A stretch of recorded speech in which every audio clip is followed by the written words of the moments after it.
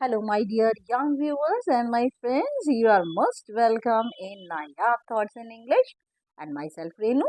और हम सिस्टमेटिकली काम करते जा रहे हैं और मैंने फर्स्ट लेसन के एमसीक्यू दिए, सेकंड लेसन के दिए और फर्स्ट लेसन का मैंने इंफॉर्मेशन भी पोस्ट दी है ये कम्युनिटी के ऊपर, क्योंकि फर्स्ट वर्ल्ड वॉर का सीन है वो।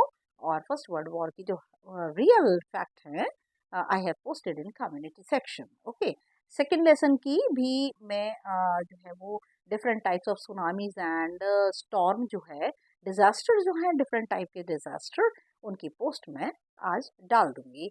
और लेसन नंबर 3 की इंफॉर्मेशन भी आपके साथ में मैं ज़रूर शेयर करूंगी, जिससे कि आपको एक कदम आगे बढ़कर लेसन में आपको बहुत कुछ सीखने के लिए मिले। Okay, now I am very much grateful for giving growth to my channel and इसको सब्सक्राइब करते रहिए। सब्सक्रिप्शन की ज़रूरत है क्योंकि सब्सक्रिप्शन मेरी बहुत कम है, इसलिए आपके सब्सक्रिप्शन की मुझे बहुत ज़्यादा ज़रूरत है। Okay, now I am going to lesson number 3, class 8 Honeydew, and the lesson it is written by the glimpses of the past. And ये एक पिक्टोरियल प्रेजेंटेशन है बाय एस डी सावंत। मैं आपको कोई समरी नहीं बताने जा रही हूँ, इससे पहले मैं बहुत बार समरी मैं डिस्कस कर चुकी हूँ। Now I am going to discuss the MCQ of the lesson, which are very much helpful in your examination, because in your examination you will get MCQ questions. आपको सब्जेक्टिव और objective दोनों मिलते हैं, तो मेरे हिसाब से आपको सब्जेक्टिव और ऑब्जेक्टिव दोनों ही प्रिपेयर करने चाहिए। Okay, now MCQ multiple choice question number 1, when did East India Company spread its wings in India? East India Company ने अपने पर कब फैलाए इंडिया के अंदर? 20th century, 19th century, 18th century and 17th century. The correct answer is 18th century. Now name the ruler who fought first battle with British in the beginning. British के साथ में कंधे से आप ये कहेंगे बिल्कुल आमना सामना होते हुए किस रूलर ने, शासक ने उनके साथ विरुद्ध होकर लड़ाई की? नाना साहेब, महात्मा गांधी, टीपू सुल्तान, नन। तो इसमें correct answer Tipu Sultan. What were the two evil practices during British rule? British rule के दौरान हमारे भारत में कौन सी दो कुप्रथाएं थीं? चाइल्ड मैरिज एंड अनटचेबिलिटी, बच्चों होते ही बच्चों की शादियां करना, और छुआछूत जो थी वो करप्शन एंड ओवर पॉपुलेशन नहीं थी। Window marriage, corruption, bribery and child marriage. तो इसका करेक्ट आंसर है चाइल्ड मैरिज और untouchability. Why did farmers leave their land? Farmers ने, किसानों ने अपनी जमीनें क्यों छोड़ी? लैंड्स वर यूजलेस, जमीनें बेकार थी। हैवी टैक्सेस, कर बहुत भारी थे। लैंड्स वर स्मॉल, जमीनें छोटी थी। ए और सी दोनों नहीं, इसमें बी आंसर करेक्ट है। उनके ऊपर इतने ज्यादा कर लाद दिए गए थे कि उनकी जो थी वो फसलें देने के बाद भी उनके ऊपर एरियर बकाया रह जाता था और इससे वो बहुत ज्यादा परेशान थे। तो परेशान होकर उन्होंने अपनी जमीनों को छोड़ दिया। Now why did British hate Indians? British जो थे वो भारतीयों से घृणा क्यों करते थे? दे रिमेन डर्टी, वे गंदे रहते थे। देयर ड्रेसेस वर ओल्ड, उनके कपड़े पुराने थे। They lost their self respect, उन्होंने अपना आत्मसम्मान खो दिया था। दे वर मैनरलेस, या वो बिल्कुल ही शिष्टाचार से रहित थे, उनके कोई अच्छे व्यवहार नहीं थे। तो they lost their self respect, उन्होंने अपना आत्मसम्मान खो दिया था। This disaster followed between 1822 and 1836. The most important question कि कौन सी त्रासदी, कौन सी आपदा जो थी 1822 और 36 के बीच में हुई? अर्थक्वेक, भूकंप, सुनामी, फेमाइन का मतलब अकाल, लैंडस्लाइड, या फिर पहाड़ों जमीनों का खिसकना। फेमाइंस, अकाल पड़ा था और उसमें बहुत सारे जो थे, लगभग बहुत सारे जो इंडियंस थे वो भूखमरी के कारण मर गए थे। नेक्स्ट इसका यही क्वेश्चन है, how many Indians died due to starvation in famine? और फेमाइन में, अकाल के दौरान कितने लोग भारतीय भूखमरी से मर गए? कम से कम 15 लाख लोग जो थे, इंडियंस जो थे, वो भूखमरी से मर गए। What happened to Indian artisans due to their British policy? British policy, British नीति के कारण भारतीय जो कलाकार थे, आर्टिजन्स थे, बुनकर थे, कलाकार थे, जो भी थे, उनको क्या हुआ था?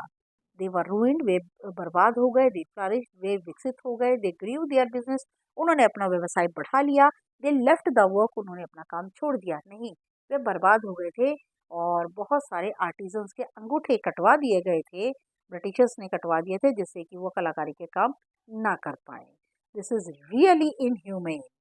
Now how were Indian industries crippled, जो हमारे यहाँ के भारतीय उद्योग हैं उनको अपंग कैसे बनाया गया। Goods manufactured in England came to India, जो भी गुड्स इंग्लैंड में बनते थे वो भारत आते थे, उसके ऊपर कोई ड्यूटी नहीं लगती थी, कर नहीं लगता था, और जो यहाँ से इंग्लैंड जाते थे उसके ऊपर भारी कर लगता था। इसीलिए हमारे यहाँ के जो गुड्स थे वो वहाँ जाते ही नहीं थे, क्योंकि वो वापस आ जाते थे, क्योंकि उनके ऊपर कर लगता था, और जो इंग्लैंड में बनता था उसके ऊपर कोई कर नहीं लगता था। तो यही करेक्ट आंसर है आपका। Indian industries did not work, भारतीय उद्योग काम नहीं करते थे। Indian people like English goods, क्योंकि भारतीय लोगों को अंग्रेजी माल पसंद था। नन, या इनमें कोई नहीं। नहीं, इनमें करेक्ट आंसर है goods manufactured in England came to India, कि जो भी माल बनता था इंग्लैंड में वो इंडिया आता था। Now who was Ram Mohan Roy, Ram Mohan Roy कौन थे। राम मोहन रॉय बंगाल के एक पढ़े लिखे व्यक्ति थे। अंग्रेज थे नहीं, केम फ्रॉम इंग्लैंड, इंग्लैंड से आए थे नहीं, या इनमें से कोई नहीं। वह बंगाल के पढ़े लिखे व्यक्ति थे। What was ruining Indian society, क्या चीज भारतीय समाज को बर्बाद कर रहा था। ब्रिटिश लोग, ये तो ठीक है ऑब्वियस, लेकिन रिलीजियस पीपल, सारे के सारे धार्मिक लोग, सुपरस्टिशियंस अंधविश्वास, इंडियन देमसेल्स भारतीय खुद। तो हालांकि इसमें सुपरस्टिशियंस जो है, सुपरस्टिशियंस क्योंकि अंधविश्वास है, वो लोगों को, हमारे भारतीय समाज को बर्बाद कर रहा था। What was the name of Ram Mohan Roy's wife, Ram Mohan Roy की पत्नी का क्या नाम था। राम मोहन रॉय की पत्नी का नाम क्या था। रमा, सीता, उमा, कांता। उनकी वाइफ का नाम उमा था। Who stopped Ram Mohan Roy's newspaper, किसने राम मोहन रॉय के न्यूज़पेपर को बंद कर दिया। ब्रिटिश ने, इंडियन ने, रशियन ने, पोर्टुगीज ने। ब्रिटिश ने, ईस्ट इंडिया कंपनी ने, ब्रिटिश ने उनके न्यूज़पेपर को बंद कर दिया। Where did Ram Mohan Roy go to gain knowledge, Ram Mohan Roy ज्ञान प्राप्त करने के लिए कहाँ गए। पुर्तगाल, रशिया, पाकिस्तान, इंग्लैंड। वो इंग्लैंड गए ना। What was the subject matter of regulation third, regulation third की विषय वस्तु क्या थी, उसमें मेन बात क्या थी। Indians could not be gelled without trial in a court, Indians could be gelled without trial in a court. कि भारतीयों को problems of Indians could not be heard, problems of Indians could be heard. तो इसमें correct answer है कि भारतीयों को बिना कोर्ट में पेश किए हुए उठाकर जेल में डाल दिया करते थे। Now, why did British officers become rich? British के अफसर अमीर कैसे होते जा रहे थे। They looted Indian directly, उन्होंने भारतीयों को सीधे सीधे लूटा। They drew big salaries, और वो इसके मुकाबले में हमारे भारतीयों को ना के बराबर सैलरी मिलती, और इनको बहुत बड़ी बड़ी सैलरीज मिलती। What was the cost of British goods in 1829? 1829 में जो ब्रिटिश का गुड्स आया यहाँ इंडिया, उसकी कॉस्ट क्या थी। उसकी कॉस्ट थी 7 करोड़। उस समय के टाइम में सोच के देखिए, 18 सेंचुरी में 7 करोड़ कितना ज्यादा, कितनी अहमियत रखता है, कितना सिग्निफिकेंट, इतना ये पैसा होता है। आज के दौर में तो इतना नहीं इम्पोर्टेंट, लेकिन उस दौर में 7 करोड़ एक बहुत बड़ा जो है वो रुपया माना जाता था। और 7 करोड़ का गुड्स आया यहाँ पर, और पैसा जो है वो यहाँ से इंडिया से गया। What was the mode of education in India during British? British के दौरान जो पढ़ाई का जो मोड था, माध्यम था, वो क्या था। संस्कृत और पर्शियन था। हिंदी नहीं था, संस्कृत था और पर्शियन था। हिंदी इंग्लिश नहीं था, मराठी और इंग्लिश नहीं था, हिंदी और पर्शियन नहीं था। Who introduced English language in India, English language को इंडिया के अंदर किसने इंट्रोड्यूस किया, कौन लाया। विलियम बेंटिक नहीं, लॉर्ड मैकॉले लेकर आए। और लॉर्ड मैकॉले ने क्यों लेकर आए, क्योंकि उनको लगता था कि भारतीयों को थोड़ी बहुत इंग्लिश सिखाकर हम सिर्फ क्लर्क बना लेंगे, क्योंकि हमारे नीचे काम कर पाएंगे। ये मैकॉले ने ही कहा था कि भारतीय जो साहित्य है वो इंग्लिश साहित्य की तुलना में सिर्फ एक अलमारी भर है। लेकिन शायद उन्हें पता नहीं है कि हिंदी का साहित्य बहुत वास्ट है, इतना ज़्यादा वास्ट है कि इंग्लिश का जो की जो लिटरेचर है वो कम पड़ जाएगी। ओके ना, what was the purpose of introducing English language in India? Bharat में अंग्रेजी शिक्षा को लाना लाने का क्या पर्पस था? To teach Indians English, English Indians को इंग्लिश सिखाना, टू मेक क्लर्क, उन्हें क्लर्क बनाना, उन्हें छोटे छोटे क्लर्क बना करके अपने नीचे काम करवाना ही उनका पर्पस था। When did British conquer whole India? Britishers ने पूरे भारत को कब जीत लिया? पूरे भारत को उन्होंने 1856 में जीत लिया। हु रिवोल्टेड इन बंगाल इन 1855? 1855 में बंगाल के अंदर किसने सबसे पहले विद्रोह शुरू किया? संथल्स ने, क्योंकि उनकी जमीनें छीन ली थी। ब्रिटिश की नीतियां ऐसी थी, उनके नियम कानून ऐसे थे, जिससे कि पूरी तरह से डिससेटिस्फेक्शन बंगाल में फैल गया संथल जाति के बीच में, और उन्होंने विद्रोह कर दिया। What was injustice in Indian army? Indian army में क्या अन्याय था? They did not get salary, उनको सैलरी नहीं मिलती थी ढंग की। They got petty salary and slow promotions, उनको बहुत ना के बराबर सैलरी मिलती थी और उनके प्रमोशंस धीमे धीमे होते थे। दे गॉट प्रमोशंस, उन्हें प्रमोशन मिलता, they were fired from the army, उन्हें आर्मी से निकाल दिया गया। नहीं, उन्हें they got petty salary and slow promotions, उनको ना के बराबर सैलरी मिलती और उनकी जो प्रमोशंस थी वो बहुत धीमी थी। Who was Mangal Pandey? Yes, इतिहास में ये बहुत ही सिग्निफिकेंट नेम है, बहुत ही इम्पोर्टेंट नेम है ये मंगल पांडे का, और फिल्म भी बनी है मंगल पांडे के ऊपर। Who was Mangal Pandey? मंगल पांडे कौन है? सिपाही इन आर्मी, आर्मी के एक सिपाही, रिफॉर्मर नहीं है, रिलीजियस गुरु नहीं है, इंडियन क्लर्क नहीं है। What did Mangal Pande do? Mangal Pande ने क्या किया? ही किल्ड मैनी इंडियंस, उन्होंने बहुत सारे भारतीयों को मारा। Attack the adjutant of his regiment, अपने रेजिमेंट के एडजुटेंट के ऊपर उन्होंने आक्रमण किया। और आक्रमण करने का क्या था, क्या पर्पस था? क्योंकि मंगल पांडे एक ब्राह्मण फैमिली के थे, और जैसे ही उन्हें पता चला कि जिन कारतूसों को वो मुंह से काट करके अपनी बंदूक के अंदर डालते हैं, उनके ऊपर काव और पिग की चर्बी लगी होती है, तो इससे उनका जो धर्म है वो भ्रष्ट होता था, और इसीलिए उन्होंने जो था वो अपनी रेजिमेंट के बीच में और यूरोपियंस के ऊपर अटैक किया। What did grease on bullet contain? यही क्वेश्चन मैंने आपको पिछले वाले क्वेश्चन में बताया कि बुलेट के ऊपर कौन सी ग्रीस जो लगी होती थी उसमें क्या होता था? उसमें काउ एंड पिग फैट, गाय की और सुअर की चर्बी मिली होती थी। ना, what were distributed to help patriot? और पैट्रियट की जितने भी हमारे ये देश का साथ देने वाले हैं जितने भी, तो उन लोगों की हेल्प करने के लिए क्या डिस्ट्रीब्यूट किया?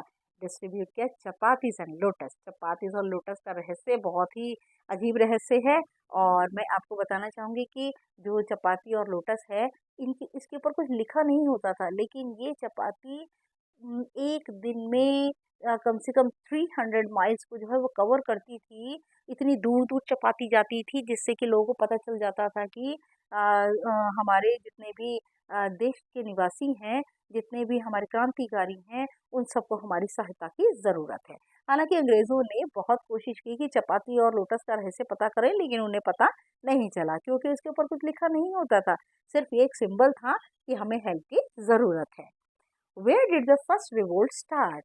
पहला विद्रोह कहाँ शुरू हुआ? पहला विद्रोह मेरठ में शुरू हुआ। कहाँ से? जब मंगल पांडे ने शुरू किया। Who was the emperor of Delhi in 1857? 1857 में दिल्ली के सम्राट कौन थे? कौन थे? बहादुर शाह जफर। बच्चे इसके ऊपर टिक लगाए, लेकिन थोड़ा हाइड है। ये जो मैंने आप तक रखी हुई है इसके पास में ही लगा हुआ है।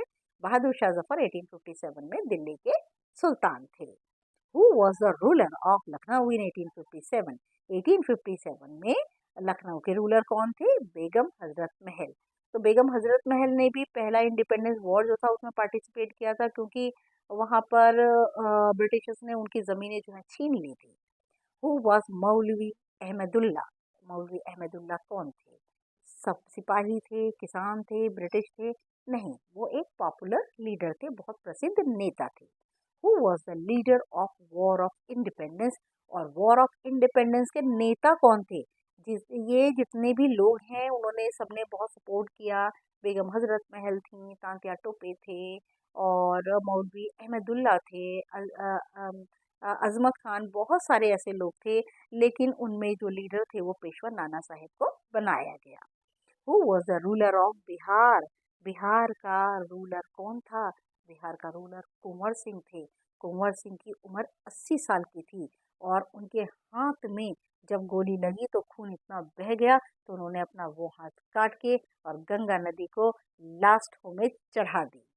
Yes, now it is really full of bravery. Kunwar Singh की 80 साल की उम्र, आप समझ सकते हैं कि 80 साल की उम्र में जो है वो इंसान हिल डुल नहीं पाता, लेकिन फिर भी उन्होंने फर्स्ट वॉर ऑफ इंडिपेंडेंस में पार्टिसिपेट किया था और बिहार से वो लड़े थे और उन्होंने अपने हाथ को भी होमेज जो है वो कर दिया था गंगा नदी में। How many years old was Kunwar Singh? Kunwar Singh Bihar के जो शासक थे कितने साल के थे? He was 80 years old. In which part of India was a fight for freedom started? और भारत के किस अंश के अंदर फ्रीडम की जो फाइट थी, आज़ादी की लड़ाई, सबसे पहले भारत में कहाँ शुरू हुई? तो सबसे पहले उत्तर भारत में शुरू हुई। ओके, नाउ मैं आपको इसका जो स्नीक पीक है वो ज़रूर इसके ऊपर डालूंगी। सबसे पहले लेसन नंबर 2 का डालूंगी। ओके, नाउ उससे आपको थोड़ी सी हेल्प होगी और आपको फर्दर नॉलेज जो है लेसन का मिलेगा। और तब तक के लिए please, it is my humble request, like कीजिए, कमेंट कीजिए, शेयर कीजिए और सब्सक्राइब कीजिए मेरे चैनल को। नेक्स्ट वीडियो तक के लिए नेक्स्ट मैं पोस्ट भी डाल रही हूँ। आप पोस्ट को भी प्लीज़ आप वॉच आउट कीजिए ताकि आपकी नॉलेज गेन होती रहे। नेक्स्ट वीडियो तक के लिए good luck and goodbye my dear scholars.